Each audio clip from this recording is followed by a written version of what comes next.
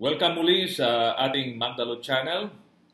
Yung nakaraang video, episode 1, ay patungkol sa pinagmulan ng Magdalo.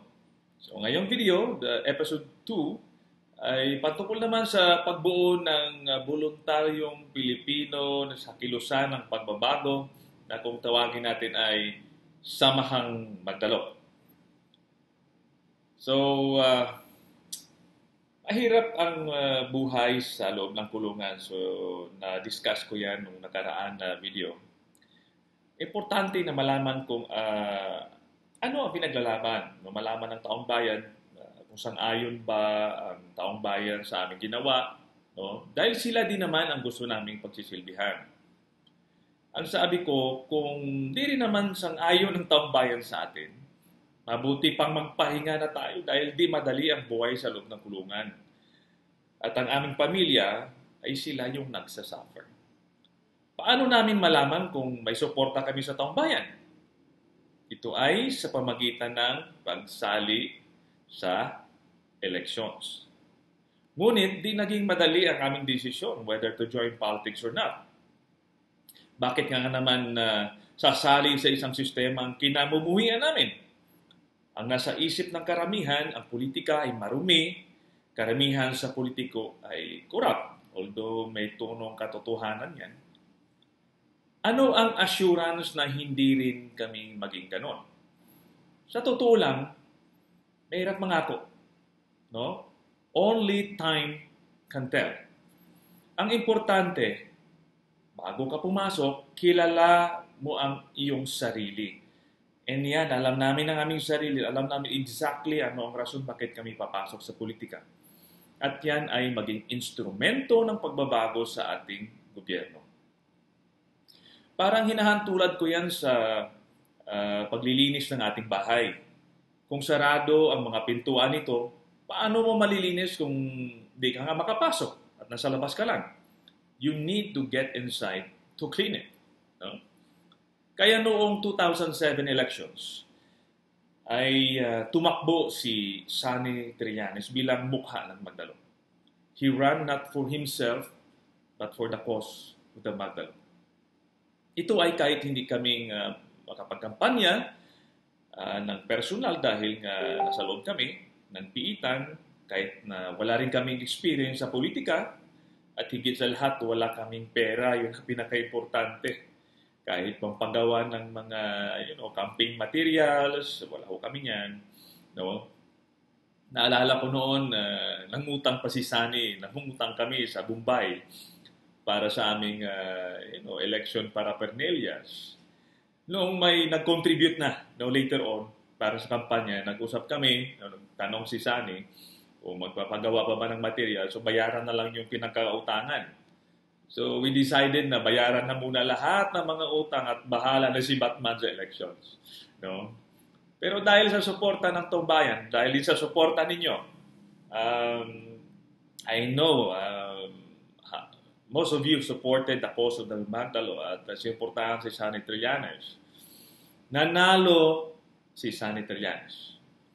So I would like to take this opportunity sa lahat na sumuporta at mga nagsakripisyo noon, sa mga nanonood ngayon, kahit yun ay 18 years ago na, ako ay taus-pusong nagpapasalamat sa inyo because you were actually the ones who inspired and encouraged us to move forward. Kayo ang nagbigay ng mandato sa amin, kayo ang pinagkautangan namin, no? At wala ni sino man. Sabi ko nga, a while ago, only time can tell kung kakainin kami ng sistema. Kasi nga, alam mo, maraming akong nakita, narinig, nakausap, very puno ng idealism sa simula. Pagdating sa dulo, parte na sila ng problema. Now that time has passed. To be exact, 2 maximum terms of Sonny Trillanes in the Senate and 3 terms for the Magdalo party list in the House of Representatives.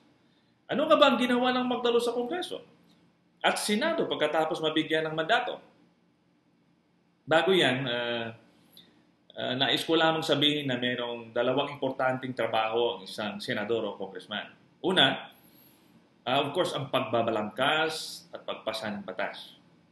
Pangalawa, ang pag-perform ng oversight function nito na kung saan sinisiguro ng mga opisyal na ang mga opisyalis ng gobyerno ay hindi nakaabuso o nagnanakaw sa pwesto at ginagawa nila ang mandato nila. Kaya pag merong anomalya sa gobyerno at dapat nagkakaroon ng investigasyon sa Kongreso, no, kagaya ng confidential and intelligence fund na yan, kaya may investigation kasi nga pera ng taong bayan at oversight function yan ng Senado o Kongreso. Now, I am proud to report to you and to all Filipino people na ang mandato na binigay nyo sa Magdalo ay hindi ho nasayang. Hindi ho kayo mahihiya. Bakit? Si Senator Antonio Trillanes ay tinanghal na pinakamasipag na senador when it comes to bills filed and laws passed sa kanyang 2 termino sa Kongreso. Sa Senado, I mean. Ang Magdalo naman, Magdalo Party List, ay tinaguri ang one of the most productive party lists in Congress when it comes to bills filed and laws passed sa Kongreso. Naging aktibo din ang Magdalo sa mga national issues, sa pang-aabuso ng China sa West Philippine Sea, at sa issue ng extrajudicial killing sa war on drugs, especially sa panahon ni dating Pangulo Rodrigo Duterte. No? Kaso nga lang, ang tinitingnan ng ibang tao ay parang maingay lang itong Magdalo, maingay si Trillanes, no? Sige lang ngaw-ngaw, mag-cooperate na lang tayo sa gobyerno, parang ganon ba? No?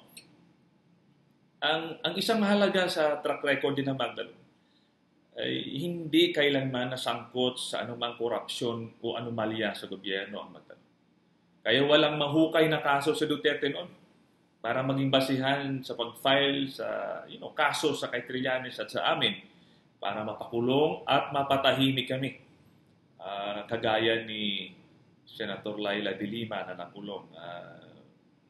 Ngayon po ay vindicated po siya. Kasi noon pa, alam namin hindi talaga siya involved sa droga. Ngayon, paano nabuo ang Samahang Magdalo? Noong nanalo na si Sonny Trillanes sa Senado noong 2007, of course, natuwa kami. Kasi mabibigyan kami ng pagkakataon na maka-influence sa policy making ng ating bansa. Because we decided to join the mainstream. Kumbaga, ang may opportunity ka na maisakatuparan ang mga pagbabago na gusto mong gawin. No? Of course, hindi naman namin kaya na kami lang. For that matter, kahit ang ating kapitan, mayor, governor, o presidente can only do so much.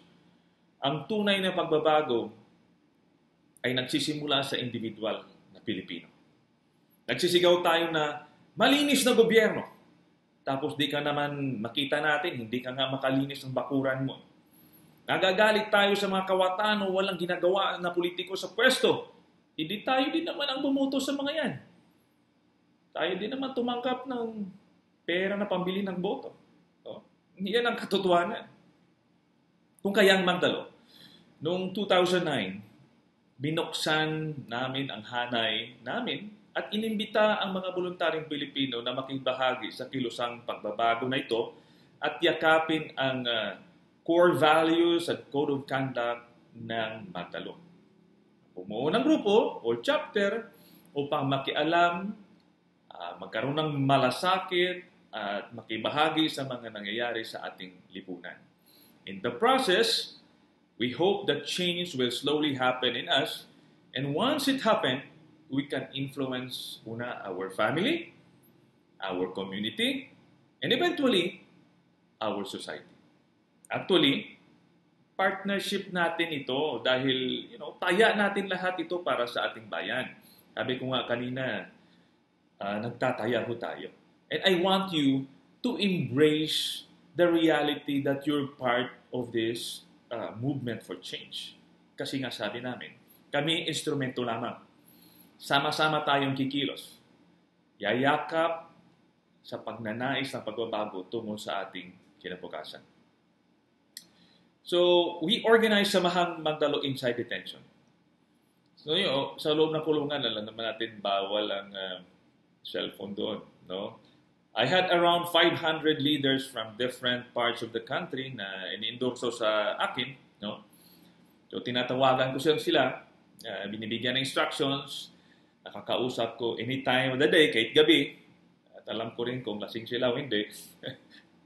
Bawal ang cellphone, sabi ko kanina sa kulungan. Pero nahahanapan pa rin natin ng paraan. Marami sa kanila ay sa totoo lang hindi ko pa na-meet hanggang ngayon. Simula nung lumabas ako sa kulungan. Dahil alam nyo sa malalayong lugar, hindi ako nagkaroon na ma-meet sila. Sa simula, marami ang takot kasi nga nasa kulungan kami at sinasabihan daw sila na illegal ang pag-oorganisa ng magdalo. Mga rebelde yan. Sabi ko, legal naman ang samahang magdalo kasi nga at that time, rehistrado na yon sa Securities and Exchange Commission. So, ang payo ko sa kanila, ibahagi nyo lang ang mensahe ng pagbabago. And the rest, bahala na ang Diyos na kumausap sa kanilang puso. Dahil ang intention natin ay kabutihan, we believe na bibindisyonan ito ng ating Panginoon. So, true enough, paglamas namin ng kulungan, mahigit 100,000 na ang miyembro ng Magdalo. Alam nyo, ito lang napansin ko. Marami sa atin, sa ating mga kapatid na Pilipino, hindi lang noon, hanggang ngayon, ay uhaw sa pagbabago sa ating bansa. Yan ay dahil ang pagbabago is not an overnight activity, but a lifelong commitment. Habang buhay tayo, dapat tayo ay nagnanais na pagbabago sa ating bansa. Maraming salamat.